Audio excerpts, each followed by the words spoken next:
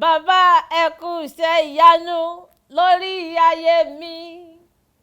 Bàbá ẹ mọ̀ kú iṣẹ́ o. Oníṣẹ́ ìyanu o mọ̀ kú iṣẹ́ rẹ lórí ayé mi. Alágbára ni ọ́, ológo jùlọ ni ọ́, ẹlẹ́wà jùlọ ni ọ́, Ọlọ́run tó lọ kọrin kése. Bàbá ẹ mọ̀ kú iṣẹ́ o. Ó kú ribiribi lórí ayé mi, n ò lè kí ọ tán. Ó kú iṣẹ́ rírí, ó kú iṣẹ́ àìrí. Nígbà mo dijú tí n mọ nǹkan kan tí ń lọ, ìwọ ló ń pa mí mọ́. Mo ní bàbá ẹ mọ̀ kú iṣẹ́ o. Oníṣẹ́ ìyanu àgbà ńlá, ó kú ribiribi lórí ayé mi. Lójoojúmọ́ ayé ni wọ́n mọ̀ gbé ọ̀gá. Lójoojúmọ́ ayé ni wọ́n mọ̀ kọrin tuntun sí ọ. Oore rẹ pọ̀ kò láfiwé. Àánú rẹ gangan kò láfiwé lórí ayé mi. Bàbá ẹ mọ̀ kú iṣẹ́ o. Oníyanu àgbà ńlá, mo mọ̀ wá gbé yín ga. Ẹ kú ribiribi lórí ayé mi. Bàbá mi ẹ kú iṣẹ́, ẹ kú ribiribi lórí ayé mi. Oníyanu àgbà ńlá, oníṣẹ́ ìyanu ojoojúmọ́, oníṣẹ́ ìyanu ìgbà dé ìgbà, oníṣẹ́ ìyanu àkókò dé àkókò. Oore rẹ pọ̀ lórí ayé mi. Nígbà mo dijú tí mo sùn tí n mọ nǹkan kan tó ń lọ, ìwọ náà ló ń ṣọ́ mi. Nígbà ilẹ̀ sì mọ́, alarm clock tó ró ganran kọ́ ló jí mi. Agbára rẹ ló jí mi. Oore ọ̀fẹ́ rẹ náà ní í jí mi lójoojúmọ́. Nítorí ìdí ẹ̀ náà ni mo ṣe sọ pé bàbá ẹ mọ̀ kú iṣẹ́, ẹ mọ̀ kú ribiribi lórí ayé mi. Ẹ mọ̀ bá ṣe yín ìṣó, ẹ mọ̀ dá dúró.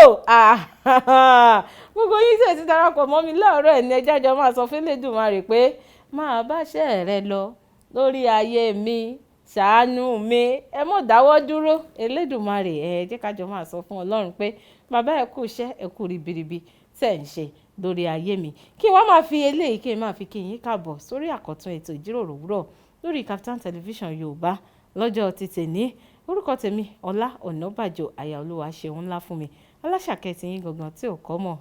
Ẹ ti mọ bó ṣe ń lọ, ẹ ti mọ̀ pé ohun yẹn nìyẹn. Tí n bá ti sọ pé Aláṣàkẹ́, ẹ kàn máa bá mi sọ pé tí ò kọ́ mọ̀.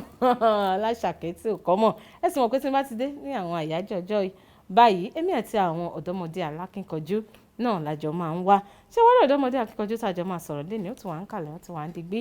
Nígbà tó bá tó àsìkò, ẹ ó rí ojú ẹ̀, ẹ ó rí ojú wọn, ojú ajé kò ní sọ. Ṣùgbọ́n ní báyìí ọ̀rọ̀ kékeré tí mo máa fi gbà wá nímọ̀ràn, òun náà ni mo pe àkórí ẹ̀ ní ṣe àwárí ara rẹ. Ṣe àwárí ara rẹ. Àwọn olóyìnbó wá pé self actualization àbí self discovery dẹ̀ ní ká pè é.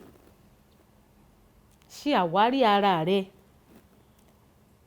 Kí ni nǹkan tó rí, tó ní lọ́kàn, tó fẹ́ràn?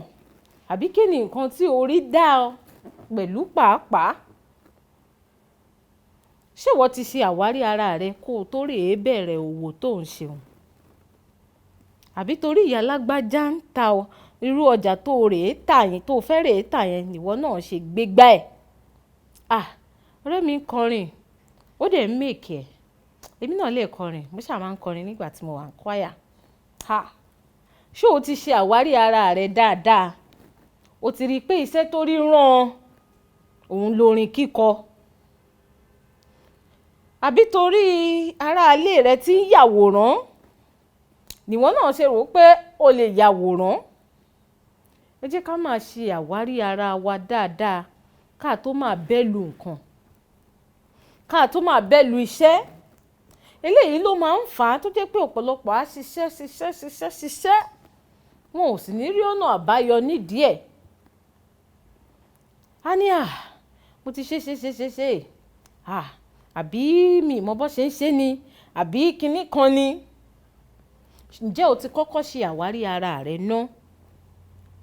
ọ̀rọ̀ tí mo mú sẹ́nu lóòrọ̀ ní òun ni pé ẹ jẹ́ ká máa ṣe àwárí ara wa dáadáa, ká mọ ohun tí Elédùwà yàn wá fún, ká mọ iṣẹ́ tí orí yìí pàápàá tó yàn tẹ̀lé wa wá. Ọ̀pọ̀lọpọ̀ ló ń béèrè lọ́wọ́ mi pé báwo ni màá ṣe wá ṣe àwárí ara mi, báwo ni màá ṣe mọṣẹ́ tí Elédùmarè yàn fún mi. Tá a bá fi síwájú Ọlọ́run, ẹ jẹ́ ká tọ̀ Ọlọ́run lọ, kó fi síwájú Ọlọ́run nínú àdúrà. Tó o bá ṣe léyìí tán, nǹkan tí ìwọ gan bá nífẹ̀ẹ́ sí tó ń ṣe, tó o wá rí i pé tó o bá ṣe, kó o tó sọ̀rọ̀ méjì, kó o tó sọ̀rọ̀ mẹ́ta, àwọn ayé ti ń sọ pé o ṣe wá mọ kíní ṣe báyìí. Ìyẹn ti máa fi yí ẹ pé ó dàbí pé ọ̀nà mi ni kíní yìí. Ẹ mọ́ jẹ́ ká kàn máa sáré bẹ́lu òwò kan tàbí iṣẹ́ kan láì kọ́kọ́ ṣe àwárí ara wa, ká tiẹ̀ wò pé ṣé àwa gan ṣáà nífẹ̀ẹ́ kíní dúdò ikùn. Tí mo bá ṣe kíní lọ́dún 10 tí ò bá dáwó àbí tí ò yọ èrè, ṣé màá sì tẹ̀síwájú nídìí ẹ̀? Ẹ jẹ́ ká máa ṣe àwárí ara wa dáadáa ká tó máa bẹ́lu iṣẹ́ kan tàbí méjì. Ọ̀rọ̀ tí mo mú sẹ́nu lóòrọ̀ ní náà lélẹ̀. Ìjíròrò òwúrọ̀ ó ṣì ń tẹ̀síwájú lórí Kaftan Television Yorùbá tiyín pẹ̀lú ọmọ yín, ọ̀rẹ́ yín, olólùfẹ́ yín Ọlá Ọ̀nàbàjọ. Ṣùgbọ́n jẹ́ kí n dé òkè lọ́hùn kí n fi ẹsẹ̀ rajó, tí bá fi máa padà dé, èmi àti àlejò mi náà làjọ máa dé. Ẹ kú kalẹ̀, má ti lọ síbi kankan, á padà bọ̀.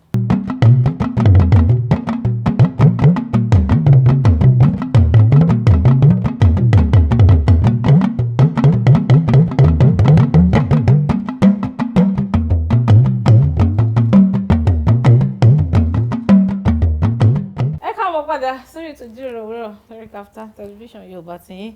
Fún àǹfààní ẹ̀yin tẹ́ṣẹ̀ ń darapọ̀ mọ́ mi, mo sọ fún wa lẹ́ẹ̀kan, mo ní orúkọ tèmi Ọlá Ọ̀nàbàjọ, àyànlọ́wọ́ ṣe ńlá fún mi. Bẹ́ẹ̀ dẹ̀rẹ́ ẹ ti mọ̀ pé àyájọ́ ọjọ́ tá a wà yé mi àti àwọn ọ̀dọ́mọdé ọ̀dọ́langba tí wọ́n jẹ́ akíkanjú, tí wọ́n máa ń fi ara wọn ṣe nǹkan tó ṣe takuntakun náà lájọ wà lórí ètò lẹ́ni. Àlejò mi, ẹ káàbọ̀ sórí ètò. Ẹ ṣé mọ̀. Ṣé dáadáa lẹ dé? Bẹ́ẹ̀ ni mà. Gbogbo ilé ńkọ́? A dúpẹ́ mọ̀. Mọ́mì, dádì, everybody. Wọ́n wà dá. Ṣé wọ́n ní kẹ́ ẹ kí mi? Bẹ́ẹ̀ ni mà. Alẹ́ ti rí ojú àlejò tèmi lórí ètò lẹ́ni. Ṣùgbọ́n wọ́n máa fi ẹnu ara wọn, wọ́n á fi ṣe àfihàn ara wọn fún wa. Àlejò mi, bá mi ṣe àfihàn ara yín fáwọn ará ilé. Orúkọ mi ni Tèmítáyọ̀ Káyọ̀dé tí gbogbo èèyàn mọ̀ sí Tèmi Sax. Tèmi Sax. Ojú náà ni àwọn ilé wọn kì í ṣe àìmọ̀ fún olóko odù, torí pé gbajúgbajà ni wọ́n. Àlejò mi, irú àwọn iṣẹ́ wo lẹ máa ń ṣe? Onífèrè ni mí, ni wípé saxophonist. Máa fi fèrè mi kọ inspirational jazz àti gospel music.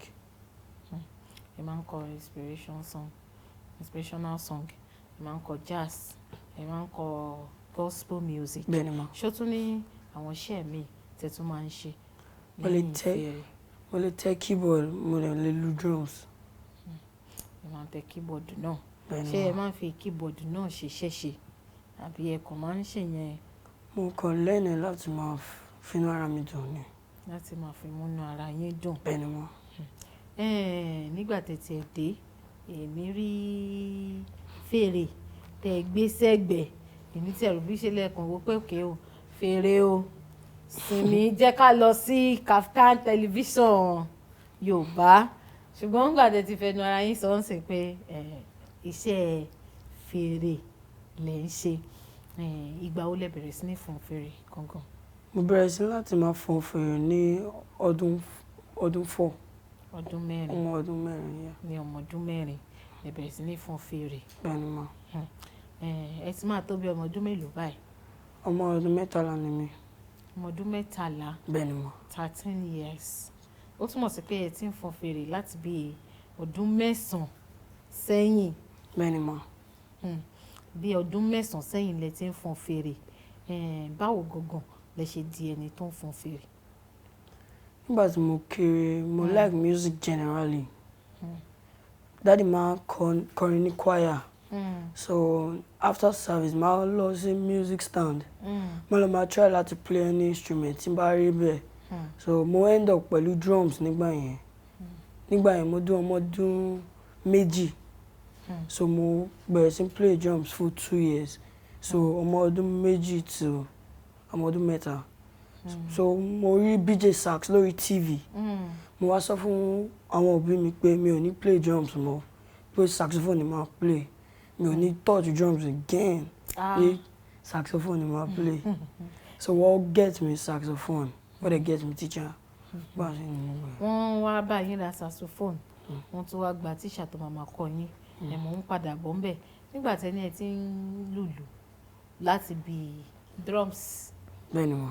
ìlù tàwọn òyìnbó láti bí ọmọ ọdún méjì ṣé ó náà ní tó kọ́ yín bó ṣe ń lùlù ni. rárá àwọn òbí mi wọ́n ń ra drums fún birthday gift fún mi apart from drum set yeah apart from drum set mo máa like láti máa play talking drum. ẹ tún máa ń lo talking drum náà ẹ lè lu talking drum bẹ́ẹ̀ ṣe wáyé ni ẹ wá gbé talking drum dání kí ẹ lò fún wa lórí ètò ká jójójójó ìyá ẹ mọ sọ̀rọ̀ yín so mo play talking drum àti àwọn drum òyìnbó so nígbà tí mo fọ tí ìdá mi lóhùn ìbéèrè mi o ṣé àárẹ ẹni tó kọ́ yín ní eléyìí àti talking drum ni. rárá mo learn láti máa mo máa ń watch èèyàn máa ń observe èèyàn máa ń wọ how the leg moves how the hand moves mo dẹ̀ máa ń lọlé máa lọ practice ẹ̀. ìlú eléyìí nǹkan. observation gángan observation náà ni bẹ́ẹ̀ni tẹ̀fí wá di ẹni tó lè lù dáadáa jẹ́ ń gbé yẹn sí ẹgbẹ́ kan ní ìgbà tó wá di bí ọmọ ọdún mẹ́rin tẹ̀ wá bẹ̀rẹ̀ sí ní fọn fèrè ó gbà yín tó bí ọdún mélòó tẹ̀ fi fọn fèrè kó tó di pé ẹ mọ̀ ọ́ fọn dáadáa kẹ́ tó mú fèrè fífọn gẹ́gẹ́ bí iṣẹ́. mo bẹ̀rẹ̀ sí learn fèrè fífọn ní ọmọ ọdún mẹ́rin tí bí mo ṣe sọ mo learn it for 2 years without going for any outing or anywhere nígbà tí mo di ọmọ ọdún mẹ́fà mo bẹ̀rẹ̀ sí fọn fèrè dáadáa when I mean dáadáa professionally mo bẹ̀rẹ̀ sí jáde. ní ọmọ ọdún mẹ́fà yẹn náà bẹ́ẹ̀ni mo ẹ bẹ̀rẹ̀ sí ní jáde. bẹ́ẹ̀ni mo. ní ọdún méjì tẹ́ fi kọ́ fèrè yìí ní fífọn kí ni àwọn nǹkan tó dàbí ẹni pé bí àwọn challenges tẹ́ pass through tẹ́ fi kọ́ fèrè fífọn.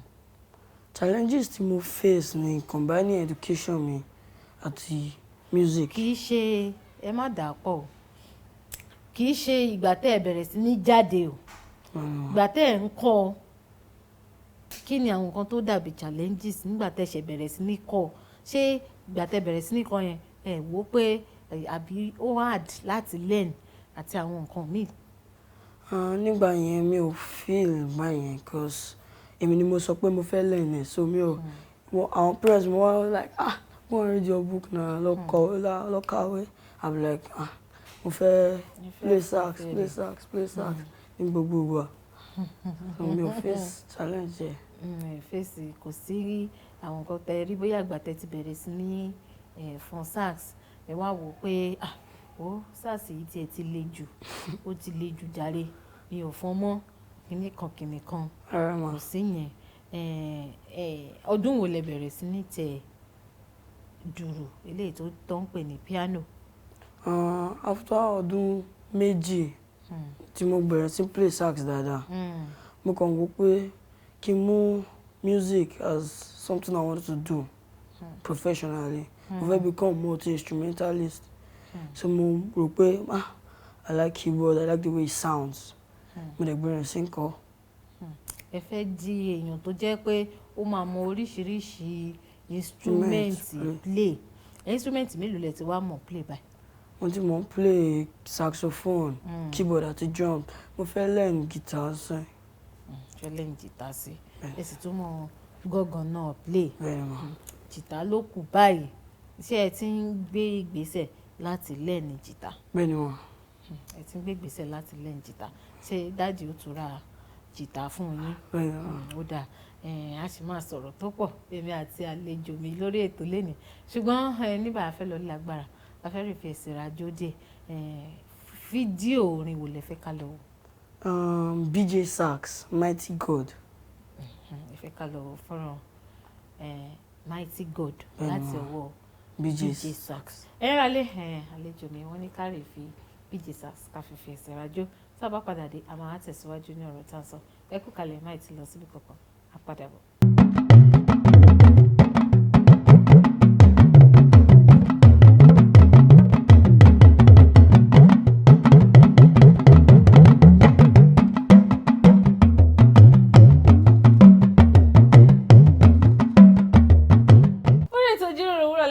Lórí Kaftan television Yorùbá ti yín àlejò mi pàtàkì ọ̀dọ́mọdé akínkanjú tí wọ́n ń ṣe ribiribi kan náà lájọjọ wà lórí ètò Temi Sax ẹ kú ìjókòó. Ẹ ṣé ma. A ti sọ̀rọ̀ látara a sì ń sọ̀rọ̀ nípa fèrè saxophone tẹ́ gbé tira yìí ọ̀pọ̀lọpọ̀ ara lílọ tẹ̀ wọ́n yìí gbà tàbí mo kàn tiẹ̀ fi saxophone yìí bóyá ìgbọ̀n kan tiẹ̀ mọ̀ gbé wá ni bóyá kẹ́gbẹ́ ká fi kọ́kọ́ dá àwọn ará ilé lára yá díẹ̀ ká tó tẹ̀síwájú nínú ọ̀rọ̀ tá à ń sọ.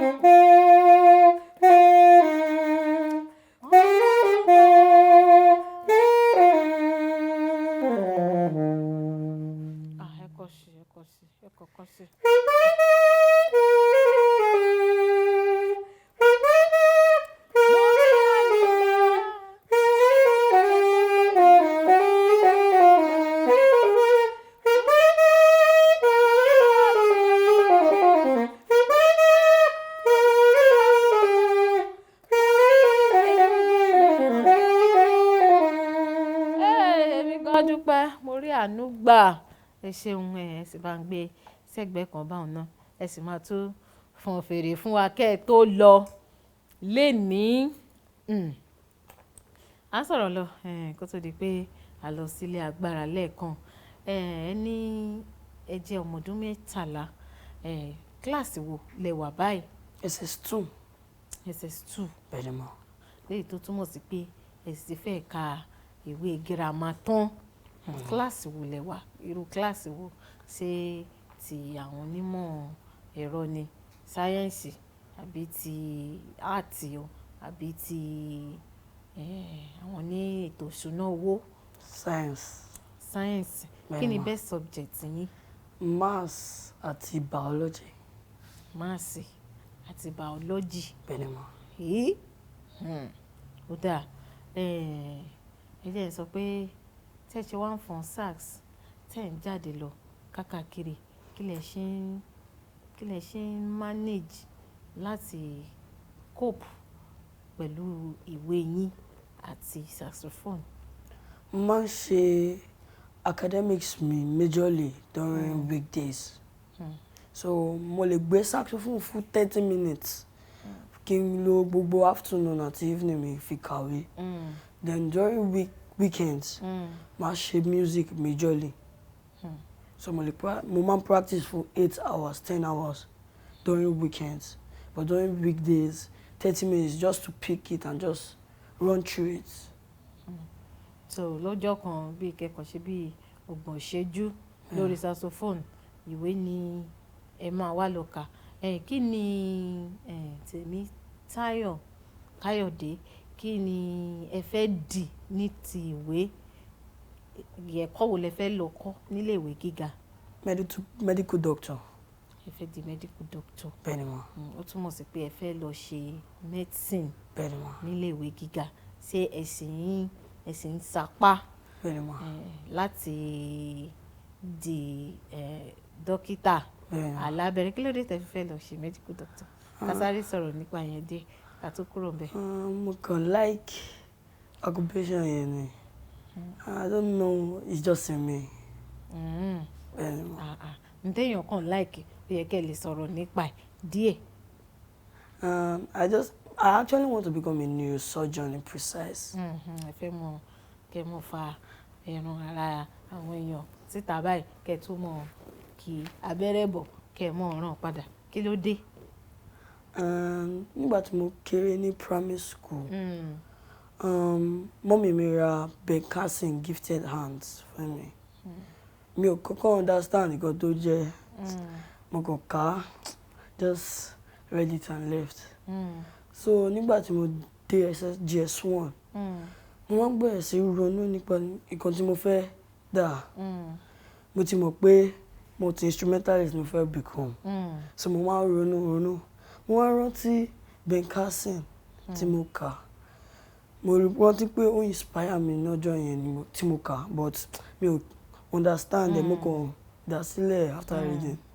So ọjọ́ yẹn ni mo decide pé má become neurosurgeon. Mo dẹ̀ máa ń kàwé ṣé Ben Carson ṣé àwọn máa ń ṣe surgeon ni. Bẹ́ẹ̀ ni mà. Ó dáa, Olódùmarè á ràn yín lọ́wọ́ síwájú àti síwájú sí i. Ilé ìwé gíga wo ló wù yín láti lọ? I have a lot in my mind. No, a lot kọ́. Ilé ìwé gíga tó wù yín láti lọ kò gbọ́dọ̀ ju ẹyọ kan tàbí méjì lọ. Àbí wọ́n pọ̀ rẹpẹtẹ ni. Mo fẹ́ lọ Harvard. Ó dáa, you have a lot in your mind lóòótọ́. Ọlọ́run ó gbà fún ọ. Láṣẹ Ọlọ́run ọba Harvard ló wù ẹ́ kó ti lọ ṣe medicine and surgery. Yóò ṣe é ṣe ṣùgbọ́n ẹ túbọ̀ tẹ̀ pa mọ́ ìwé ní kíkà dáadáa. Ó dáa. Tèmítáyọ̀ Sars, ní ìgbà tí ti wá ń fọn saxophone tí níbi ọdún bíi kí n sọ pé láti bí ọdún bíi 6 sẹ́yìn, ṣé ó ti ní àwọn akẹgbẹ́ yín tẹ́ ti jọ ṣiṣẹ́ papọ̀ nídìí saxophone yìí? Bẹ́ẹ̀ ni mà. Àwọn Praise Adébáyọ̀, Joshua Akinoton, àwọn close friends mi yẹn, wọ́n play keyboard, wọ́n play drums, wọ́n dem play sax. So àwọn very close friends ni mi yẹn. Very close friends. Ṣètì wa ẹ máa jọ ń ṣiṣẹ́ papọ̀. Bẹ́ẹ̀ ni mà. Tèmítáyọ̀, àwọn ibo lẹ́sìn tí wàá tún lọ ti ṣe iṣẹ́ ìránṣẹ́ sax yìí, saxophone? Mo ti lọ sí different places, all to the glory of God. Mo ti travel around the world to US, UK, Canada, Turkey, and here also in my hometown, Nigeria. So mo ti perform ní Bẹ́ẹ̀ni Mọ̀mí G.O. 7 rounds of Joshua concerts. Abroad, I've gone to the Invasion concert by Sonny Badu in Washington, D.C. All my programs are to the glory of God. Ẹ ti perform ní sùúrù. Ọdún mélòó lẹ wà tẹ́ ti kọ́kọ́ travel pé ẹ fẹ́ lọ fún saxophone outside Nigeria? Ọdún 9. Ọdún 9. Ìlú wo lẹ lọ? Mo lọ Turkey. From Turkey mo dẹ̀ lọ London. Ní ọdún 9 yẹn? Bẹ́ẹ̀ ni mà. Láti Turkey ẹ gbà sí London. Ṣé àwọn kan ni wọ́n fìwé ránṣẹ́ sí yín àbí ẹ̀yin kàn lọ fúnra yín? Wọ́n fìwé ránṣẹ́, wọ́n invite mi lọ. Wá bá àwọn minister fún wọn ní church wọn, mo dẹ̀ lọ. Wọ́n pè yín, àwọn tán pè yín yẹn níbo náà ti rí yín? Wọ́n rí mi ní online, Instagram, Facebook àti YouTube. Wọ́n ti rí mi, wọ́n dẹ̀ contact àwọn òbí mi pé wọ́n fẹ́ kí n máa minister ní church wọn. Wọ́n contact àwọn parents yín. Mi ṣe tún lè máa béèrè pé ìhà wo ni àwọn òbí yín tí wọ́n kọ sí sax fífọn. A sì máa sọ̀rọ̀ nípa àwọn òbí yín náà lẹ́ẹ̀kan sí. Ṣùgbọ́n tún jẹ́ ká dókè lọ́hùn náà àlejò mi. A tún fẹ́ lọ wo ṣé Tèmítáyọ̀ Sars ṣé ẹ ní fídíò tí a lè wo níbi tí ẹ ti ń fọn fèrè? Bẹ́ẹ̀ ni mà, ẹ lè lọ YouTube kẹ́ lọ wo any of my iṣẹ́ tí mo ti. Iṣẹ́ ká lọ wo iṣẹ́ kan bẹ́ẹ̀. Yes, bẹ́ẹ̀ ni mà. Iṣẹ́ tẹ́ ti ṣe. Ó dá ìyẹn ra lé àlejò mi wọ́n ní ká lọ dé orí ẹ̀rọ ayélujára YouTube kárí wo ọ̀kan lára àwọn iṣẹ́ tí wọ́n ti ṣe. Ẹ kú kalẹ̀ ẹ̀yin ará ilé, ẹ má tí ì lọ síbi kankan, á padà bọ̀.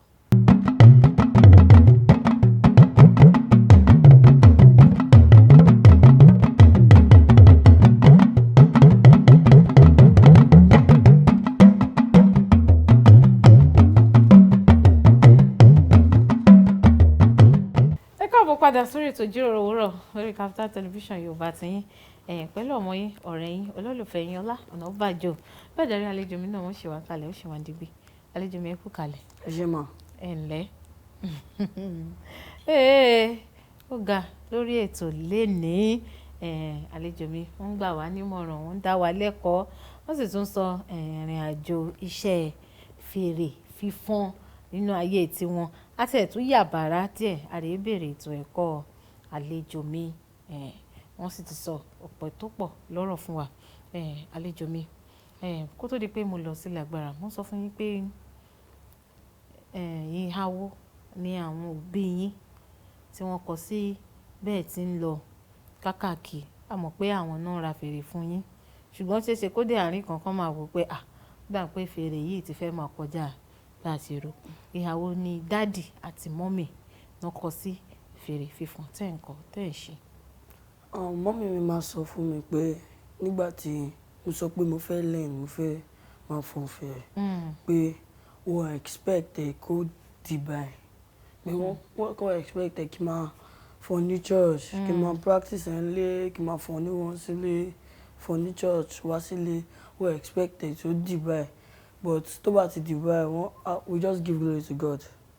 Wọ́n ní pé àwọn ò expect pé ó máa tó báyìí. Ìyẹn mọ́mì, dádì ńkọ́? Dádì náà sọ bẹ́ẹ̀. Wọ́n máa ń sọ fún mi, wọ́n máa encourage mi pé kí n máa ṣe mi tí mo ṣe lọ, kí n máa continue nǹkan tí mo ṣe. Pé Ọlọ́run máa strength mi. Pé kò ń ṣe nísìn ni màá mọ nǹkan tí mo ṣe. Pé lọ́jọ́ iwájú ni màá mọ̀. Ṣé kò wá sígbà kan láti ìgbà tẹ́ ti bẹ̀rẹ̀ sí ní fọn fèrè yìí tí dádì ti sọ pé mo máa gba fèrè yìí lọ́wọ́ ẹ̀, mo máa lọ tọ́jú ẹ̀ pamọ́? Nígbà tí mo wà ní ọdún 4 sí 5, mi ò ní fẹ́ gbé ìwé fèrè máa fọn. But the reason was that because ìgbà tí mo fẹ́ bẹ̀rẹ̀ sax, dádì mi ò fẹ́ kọ́kọ́ gbà torí ní school máa ń ṣe gbogbo club, chess club, visiting club. So daddy ò fẹ́ kí anything distract education mi. So mommy ló convince daddy mi pé kí lọ kọ́ ra saxophone kọ́ dẹ̀ gba teacher fún mi. So that's why my daddy mi lọ gbé pamọ́ fún just like a day. Wọ́n dẹ̀ gbé padà.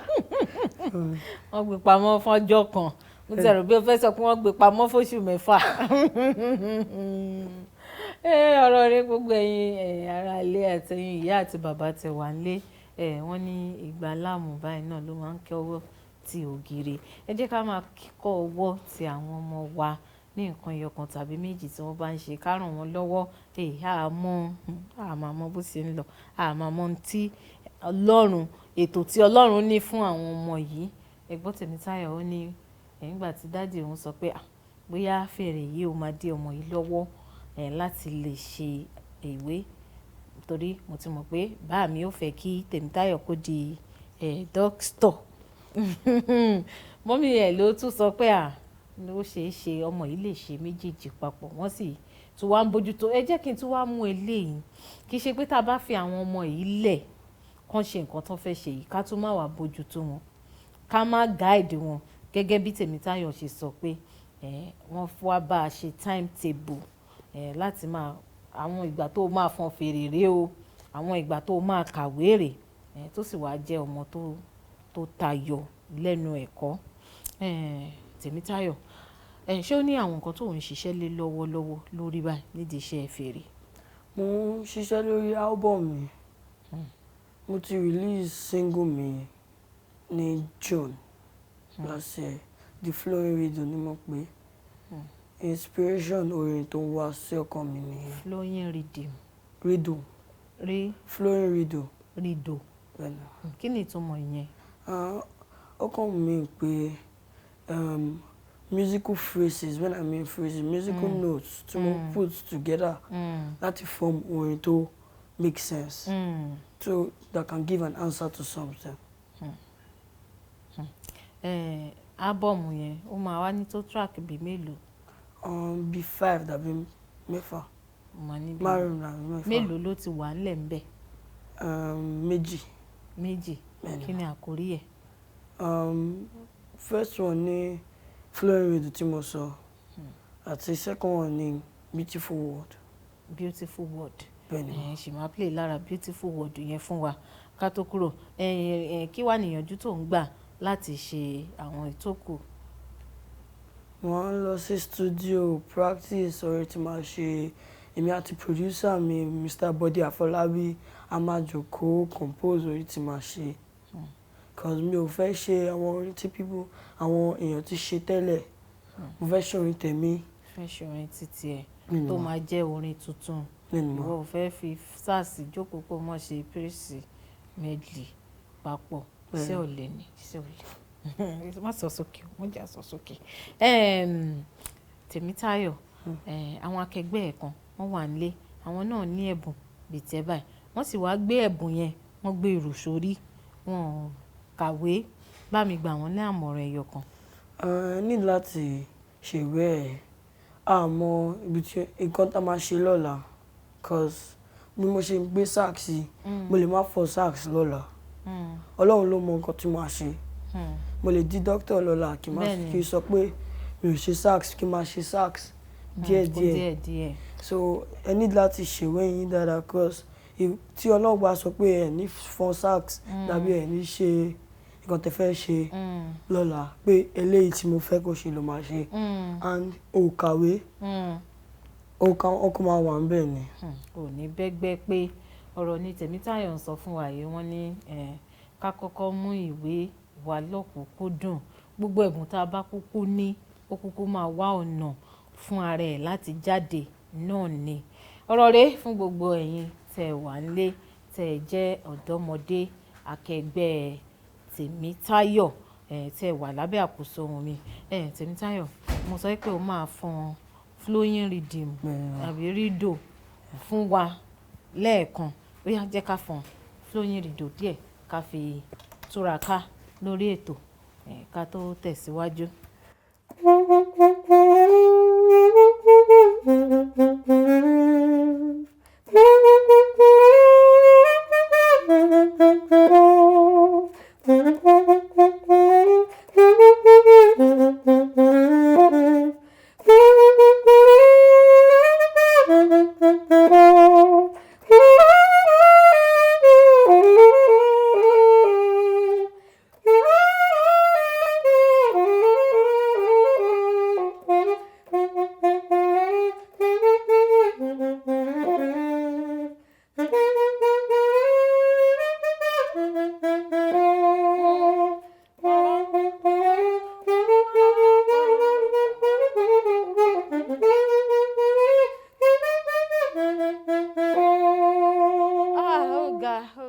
Sọ̀rọ̀ má gbélé o. Tí èèyàn bá fẹ́ kọ́ saxophone yìí báyìí, kí ni àwọn nǹkan tó máa fi bẹ̀rẹ̀ sí ní kọ́? Ẹ máa kọ́kọ́ learn gbogbo key tó wà ní saxophone. Kí ni àwọn key yẹn? Ní music, a ní 12 keys. C, D, E, F, G, A, B. No, 9 ni a ní. 9. I'm making a mistake ni. So ẹ máa kọ́kọ́ learn gbogbo keys. 9 keys yẹn. Yeah. And gbogbo 9 keys ẹ máa learn scale tó wà ńbẹ̀. Kí ni àwọn scale yẹn? Ẹ máa learn major scales. Pẹ̀lú major scale ẹ máa learn diatonic patterns àti pentatonic patterns. Lórí gbogbo keys. Tó bá ti lè play gbogbo yẹn, láti play saxophone wà very easy. Mo sọ̀rọ̀ diatonic àti pentatonic. Àwọn wo ni diatonic, àwọn wo ni pentatonic? Àwọn diatonic wà ní like do mi re fa mi so fa la so ti la do ti re to mi. Do re mi fa mi fa so fa. Ṣé tẹ bá tẹ̀ sí kò ní dún ni? Kò ní dún? No ma ask. Ó yàtọ̀ tẹ̀ kí n gbọ́. Do mi re fa so la àbí kí lẹ wí? So do mi re fa.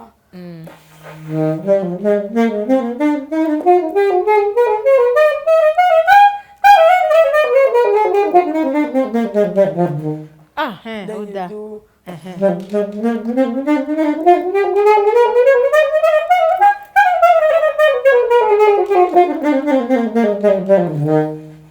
Lọ́jọ́ mi ó wá ṣe music lesson fún wa. A pè ọ́, ó wà kọ́ wa ní dòmíre fá fàsọ́ fàlá fàlá fàlá fàsọ́. Tèmítáyọ̀, àsìkò mi ti sáré. Bá mi sọ gbogbo ibi tí àwọn ará ilé tán ti lè bẹ̀ pàdé lórí social media. Ẹ lè bá mi pàdé ní Instagram Temitayo_Kayode. Temitayo_Kayode. Lórí Facebook Temitayo Kayode. Tèmítáyọ̀ Káyọ̀dé. Lórí YouTube Temitayo Kayode. Tèmítáyọ̀ Káyọ̀dé. Gbogbo ibi tí ẹ ti lè bá àlejò mi pàdé òun náà ni wọ́n ti sọ fún yín. Tẹ́yin bá jẹ́ bẹ́ẹ̀ àránṣẹ́ Ọlọ́run ẹ fẹ́ kí Tèmítáyọ̀ kí wọ́n wá bá yín, bóyá ẹ̀yin wà ní Dubai ẹ̀ ń wò wá lọ́wọ́ sìn ẹ tún fẹ́ kí Tèmítáyọ̀ tún fò wá bá yín, ẹ ṣáà ti bá wọn sọ̀rọ̀ lórí Tèmítáyọ̀_Káyọ̀dé. Ẹ rí wọn bẹ̀. Ó ga jù lẹ́ni ní ọṣẹ ọlọ́kàṣe gbogbo yín tẹ́ bá mi jẹ́ gbogbo yín ni mò ń kí pé ẹ ṣeun gan ni tẹ́ ẹ pé iyán mi ó lẹ́mọ̀. Mo dúpẹ́ tá a jọjẹ̀ gbádùn ètò tèmi. Mo ti ń dágbére lẹ́ni náà nìyẹn. Orúkọ tèmi ò tí ì padà. Ọlá Ọ̀nàbàjò ni mò ń jẹ́. Àyàlúwa ṣeun ńlá fún mi. Tó bá dàbí pé ẹ ní ìpolówó ọjà kan tàbí méjì tẹ́ fẹ́ kí n bá yín polówó, ẹ tẹ gbogbo àwọn àtẹ̀jíṣẹ́ yín ṣọwọ́ sí mi @Ọ̀nàbàjò Ọláwálé. Tó bá jẹ́ pé orí Kaftan Television Yorùbá lẹ ti fẹ́ bá wa sọ̀rọ̀, ẹ tẹ̀ @Kaftan TV Yorùbá. A máa rí yín níbẹ̀. Gbogbo èròǹgbà yín pátápátá, gbogbo nǹkan tẹ́ fẹ́ bá wa sọ náà la máa rí Kaftan TV Yorùbá. Tẹ́yin bá dàbí àlejò mi Tèmítáyọ̀, tẹ́yin náà fẹ́ darapọ̀ mọ́ mi, ẹ lè bá mi sọ̀rọ̀ lórí Kaftan TV Yorùbá. Ẹ sì lè bá mi sọ̀rọ̀ lórí gbogbo social media handles mi @Ọ̀nàbàjò Ọláwálé lórí Facebook, lórí Twitter, lórí Instagram, lórí YouTube. Ẹ lọ follow mi lórí YouTube, ẹ lọ follow mi lórí Instagram. Gbogbo nǹkan tẹ́ bá fẹ́ rí nípa mi náà dẹ̀ máa rí ń bẹ̀. Tó máa tún fi di òwúrọ̀ ọ̀la tí màá tún fi pàdé yín lórí gbàǹkangbè ètò ìjíròrò òwúrọ̀ lórí Kaftan Television Yorùbá. Ní kẹ́ wà nínú àlàáfíà, ká máa gbé pẹ̀lú àlàáfíà. Dàbọ̀ dìgbà kan náà. Tèmítáyọ̀ yẹn bá mi sọ pé bye. Bye.